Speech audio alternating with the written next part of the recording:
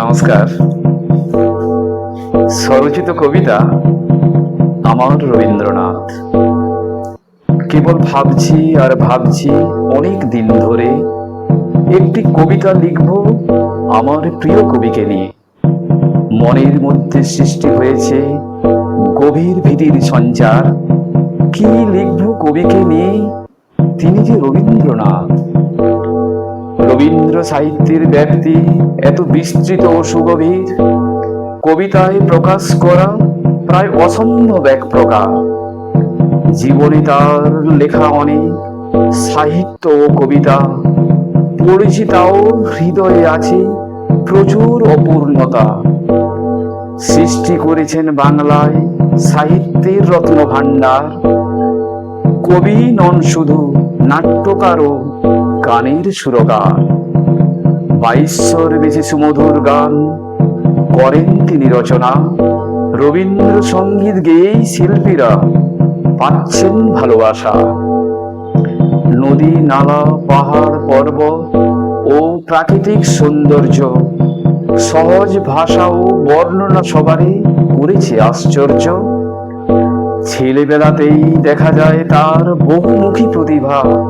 তুলির টান বা নাট্যাভিনয় আর সহজ গল্প রচনা। কি ঘটেনি তার জীবনে যদি করি তার ব্যাখ্যা। অল্প বয়সী বিয়োগ হয় মা, স্ত্রী ও শিশুপুত্র কন্যা। তাদের নিয়ে দুঃখের বহু কবিতা তিনি লিখেছেন। পড়লেই সেগুলো পাঠকের জলে ভাসবে দুনয়ন। জন্ম তার 25শে বৈশাখ এক সম্ভ্রান্ত পরিবারে। জোড়াসাঁকোয় যাতায়াত ছিল বহু বিশিষ্ট জনের। সম্ভ্রান্ত এই জমিদার বাড়িতে বসত বিভিন্ন আসর। প্রতিভা তার প্রকাশ পায় যখন মাত্র 8 বছর। শৈশবে স্যার দেখাশোনা আর তার পরিচর্যায়, স্কুল শিক্ষায় অনীহাতায় পড়েন গৃহশিক্ষকতায়। 1913-তে নোবেল জয়ী করে গীতাঞ্জলি অনুবাদ। এশিয়ার প্রথম তিনি সাহিত্যে এই পুরস্কার পান। ব্রিটিশরা তাকে নাইট উপাধি করেছিলেন প্রদান। জালিয়ানওয়ালা হত্যাকাণ্ডে করেন প্রত্যাখ্যান। শান্তিনিকেতন, শ্রীনিকেতন, পাঠভূমি ও রবীন্দ্র ভবন পাশ্চাত্য ভারতীয় শিক্ষার ঘটায় মেলবন্ধন। তার পরিচিত ছিলেন বহু বিজ্ঞানী ও সাহিত্যিক। স্বামী বিবেকানন্দ ছিলেন তার সমসাময়িক।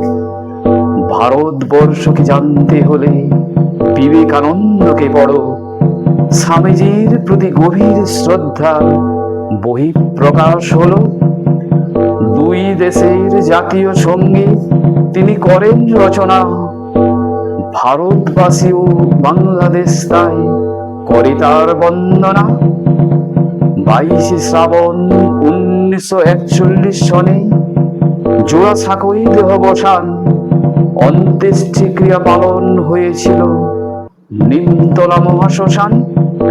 শৈশবে তার লেখা পড়লে হবে একটা ধারণা। যৌবনেতে সেটাই পড়লে পাবে অন্য মাত্রা। বৃদ্ধকালে সেটাই তর্জমায় অন্য অনুভূতি। তাই জন্য পড়তে হলে চাই যথেষ্ট সহানুভূতি। বিশ্বকবি সবার কবিগুরু ও শিক্ষাবিদ শ্রেষ্ঠ। সমাজ সংস্কারক ও মানবতাবাদী প্রণাম ভূমিষ্ঠ। নমস্কার। ভালো লাগলে ফলো করুন।